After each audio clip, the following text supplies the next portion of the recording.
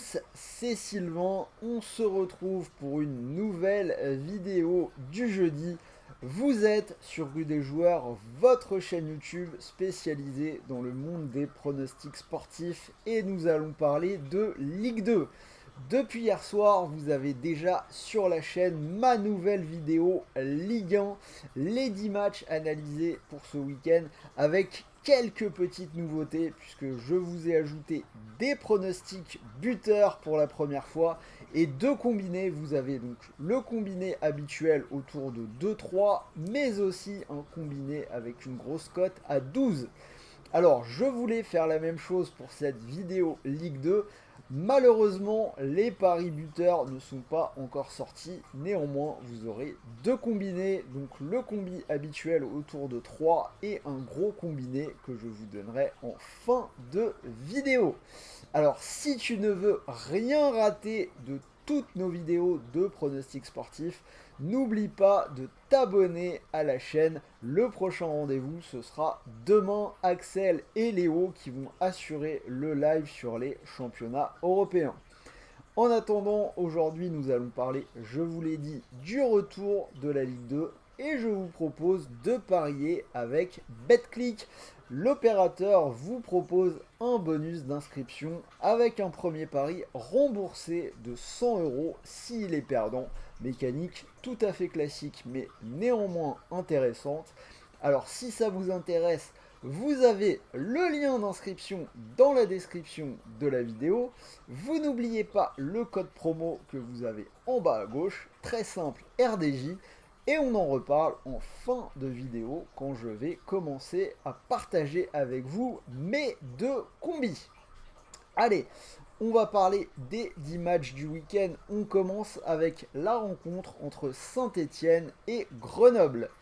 Alors le 18e contre le 9e, les Verts qui sont 18e, mais les choses s'arrangent quand même un petit peu après un début de saison bien laborieux. Les hommes de Laurent Batles qui ont eu de grosses difficultés à effacer la pénalité de points de la fin de la saison dernière. Mais là, les choses s'arrangent quand même franchement. Alors certes, ils ont perdu le dernier match à Guingamp de buts à 1. Mais avant ça, on avait 4 matchs sans défaite, dont 2 victoires dans les 2 dernières rencontres à domicile contre Bastia et Bordeaux. Côté Grenoble, on a eu une équipe qui a gagné avant la trêve contre Caen 1-0, mais avant ça, on avait 2 défaites à Amiens et contre le PFC. Et surtout, Grenoble n'a pas gagné à l'extérieur cette saison, bilan 2 matchs nuls et 2 défaites. Donc entre ça, Santé qui retrouve la bonne carburation et le public qui va revenir à Geoffroy Guichard, je donne la victoire aux hommes de Laurent Batles pour une cote à 1,88. Caen-Quevilly, match pour la supériorité régionale et je vais partir sur une victoire du Stade Malherbe coté à 1,70. Le 6e contre le 19e, alors on a eu un mois de septembre plutôt compliqué pour Caen. Une seule victoire lors des 5 dernières journées pour 2 défaites et 2 matchs nuls. On l'a dit, ils ont perdu à Grenoble avant la trêve 1-0. Côté Quevilly, une équipe qui est déjà lancée dans son opération maintien. Début de saison très compliqué, une victoire pour 4 nuls et 4 défaites. 2 défaites de suite juste avant la trêve, 1-0 à Annecy et 3 buts à 1 à domicile contre Laval. Alors sur ce match, il y a beaucoup d'absents du côté de Caen, mais malgré tout, je ne les imagine pas se trouer sur celui-là. Donc je répète, victoire de Caen 1,70. Dijon-Le Havre, le 11e contre le 2e. On a 4 défaites de suite pour Dijon, pour qui la trêve est, je pense, arriver à point nommé. Des défaites contre Annecy, Bastia, Sochaux et Bordeaux. Tout l'inverse du Havre qui vient de gagner 4 matchs de suite à Laval, contre Caen, à Niort et contre Annecy. Alors petite méfiance quand même, on a des absents côté Havrais, Lecal et Jamal Thiaré qui font partie des joueurs qui ont porté l'équipe sur les derniers matchs. À la place, on a Kitala en attaque qui personnellement ne m'a pas vraiment convaincu. Je vois bien le Havre, mais je vais quand même assurer avec la double chance dans cette grille. Le Havre ou nul, c'est coté à 1,40. Sachez malgré tout que pour moi, la victoire du Havre peut se tenter.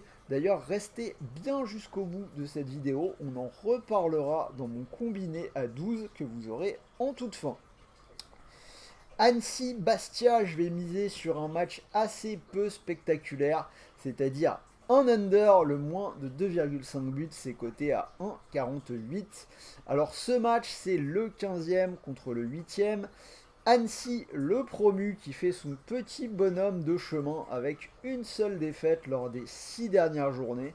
C'était lors du dernier match au Havre, 2-0, donc je l'ai dit, le Havre qui était l'équipe en forme de cette Ligue 2 avant la trêve. Pour le reste, on a 2 victoires et 3 matchs nuls. En face, Bastia, bonne série également. Victoire à domicile contre Dijon 1-0, match nul à Nîmes 0-0 et victoire contre Metz 1-0. Alors pourquoi l'under? C'est un pari qui est passé lors des 5 dernières journées pour Annecy et dans les 3 dernières pour Bastia. Ça paraît donc être un pari plutôt intéressant. Metz-Pau, je vais partir sur la victoire des Grenats à la maison à Saint-Symphorien pour une cote à 1,56. Alors ce match, le 10e contre le 14e, on a une très mauvaise série pour Metz avant la trêve. Une seule victoire sur les 6 dernières journées pour 2 nuls et 3 défaites. Une équipe qui reste sur 2 défaites de suite. Alors ils ont connu une soirée cauchemardesque dans le match à domicile contre Guingamp, défaite 6-3. Et pour le dernier, ils ont perdu à Bastia 1-0. Par contre, pour Pau, la dynamique est plutôt positive. 4 matchs sans défaite, 2 nuls et 2 victoires sur les 2 derniers matchs. Ils ont gagné 1-0 à Laval et 1-0 contre Valenciennes. Alors, Pau semble sur une meilleure dynamique, mais vous le savez, je vous l'ai déjà dit dans les vidéos Ligue 2, Metz pour moi c'est le favori, c'est la meilleure équipe de ce championnat. Je pense que la trêve a dû faire du bien au corps et aux têtes. Je les vois bien rebondir et repartir de l'avant à la maison contre cette équipe de Pau. C'est d'ailleurs aussi l'opinion du bookmaker puisque Metz est largement favori pour une cote à 1,56. Niort-Guingamp, la lanterne rouge contre le 5e. Alors c'est un peu la descente aux enfers sur ce début de saison pour cette équipe des Chamois niortais. Série en cours de 5 matchs sans victoire, 4 défaites et un match nul. L'arrivée de Rui Almeida n'a pas vraiment changé la dynamique en cours. Niort qui a perdu 2 fois de suite avant la trêve, c'était à domicile contre le Havre 1-0 et du côté d'Amiens 3-0. Côté Guingamp, toujours un peu d'irrégularité pour les Bretons. En gros, soit ça gagne, soit ça perd, mais c'est une équipe qui fait peu de matchs nuls, un seul cette saison. Alors là, on a cette équipe de Guingamp qui a gagné ses 2 derniers matchs, 6-3 à Metz en profitant quand même assez largement des circonstances. Je pense que tous ceux qui ont vu le match savent de quoi je parle et ils ont aussi gagné 2-1 contre Saint-Étienne. Côté Guingamp, c'est quand même bien. On a quand même 3 victoires sur les 4 derniers déplacements. Je vais quand même assurer avec la double chance nul ou Guingamp à 1,31. Mais je pense que la victoire de Guingamp à 2,18 peut vraiment se tenter si vous avez l'esprit un petit peu joueur. Nîmes PFC, je vais aller un tout petit peu à contre-courant des tendances, des stats. Je vais prendre le moins de 2,5 buts, c'est coté à 1,62. Alors on a le 17e contre le 12e, deux équipes qui déçoivent sur cette première partie de saison. Nîmes est sur une série de 3 défaites et un match nul. Ils ont perdu à Sochaux avant la trêve. Alors ce qui me pousse vers l'under, c'est qu'il y a eu pas mal de cas Covid cette semaine du côté de Nîmes. On va suivre de près l'évolution de la situation. On n'est pas à l'abri d'un match annulé ou reporté.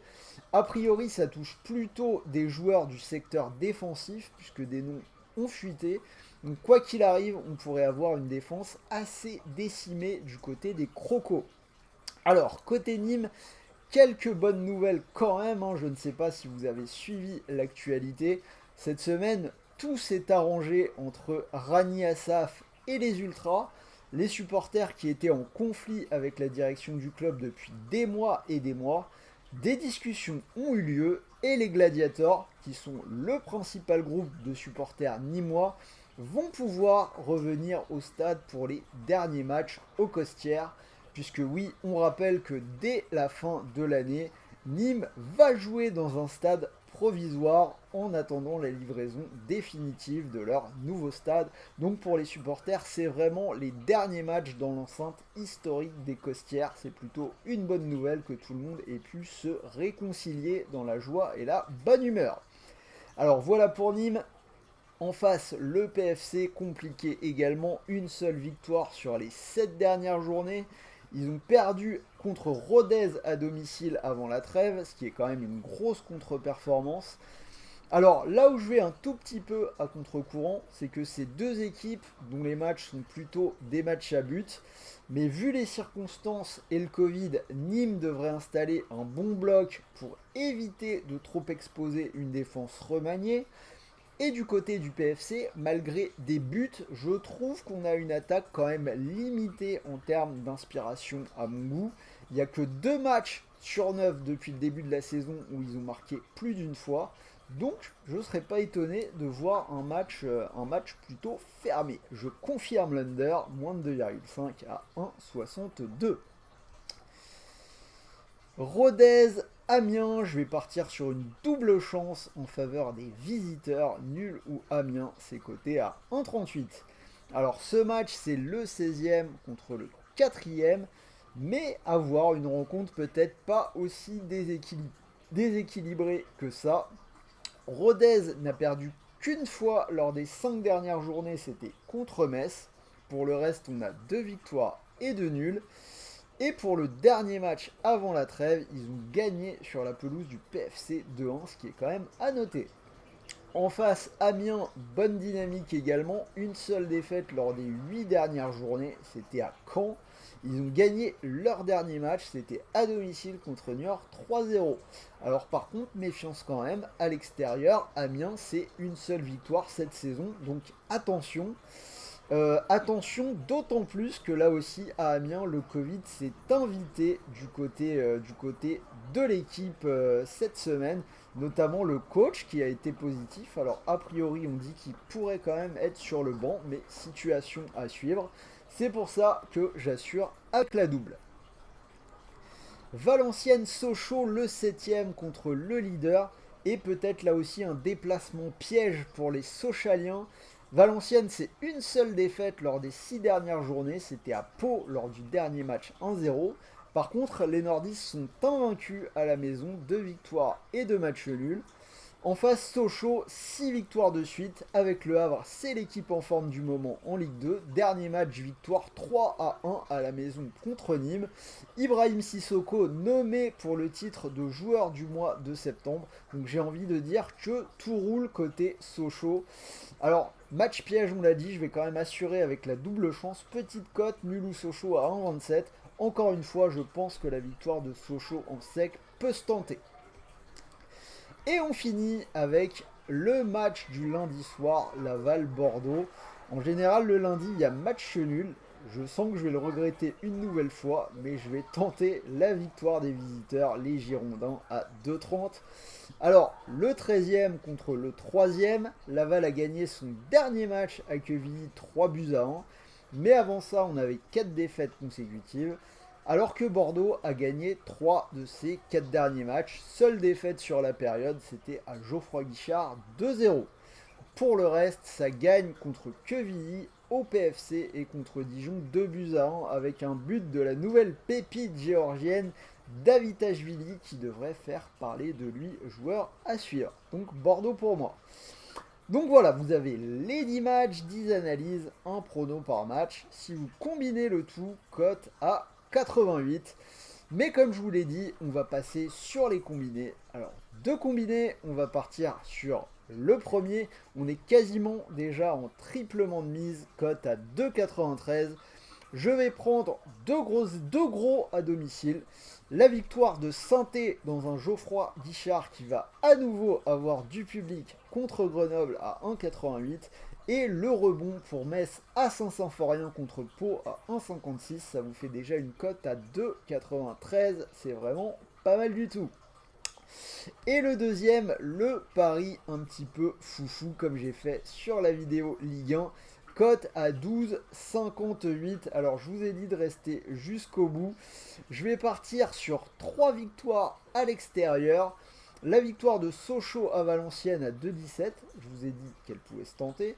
La victoire du Havre à Dijon à 2,52. Là aussi, je vous ai dit que ça pouvait largement se tenter. On a les deux équipes en forme de cette Ligue 2. Et je rajoute le match du lundi, la victoire de Bordeaux à Laval, côté à 2,30. Alors, beaucoup de douilles possibles, mais avec un bonus, je trouve que le jeu pourrait en valoir la chandelle, cote à 12,58. Donc je vous rappelle, vous pouvez profiter de 100 € de bonus sur BetClick. Si vous voulez tenter cette cote, vous pouvez poser vos 100 €. Si ça venait à passer avec un petit peu de réussite, vous pourriez remporter 1258 €. Et comme c'est une grosse cote, si malheureusement le combiné ne passe pas, vous récupérez quand même 100 € de free bet pour continuer de jouer. Donc voilà, c'était Sylvain, j'espère que cette vidéo vous a plu. Dites-moi dans les commentaires si vous êtes d'accord avec mes pronostics. N'oubliez pas le petit pouce bleu. Alors on va faire un peu l'influenceur, dites-moi aussi ce que vous pensez de mon nouveau look là, j'ai tout rasé, j'ai plus un poil sur le visage, d'ailleurs ça me fait un petit peu bizarre. Dites-moi dans les commentaires si vous préférez avec ou sans barbe, il faut parfois raser un petit peu pour que les poils repoussent un petit peu plus fort. Donc là j'ai fait ça, j'ai pas l'habitude, donc dites-moi un petit peu ce que vous en pensez. Alors encore une fois, n'oubliez pas le pouce bleu, on est de plus en plus, donc merci à vous. Et prochain rendez-vous, donc c'est demain vendredi, donc 13 h ce sera avec Axel et Léo, le live habituel sur les championnats européens. En attendant, moi je vous dis à très vite, avec moi on se retrouve la semaine prochaine pour la Ligue des Champions. Bon match, bon pari et bon gain, salut à tous.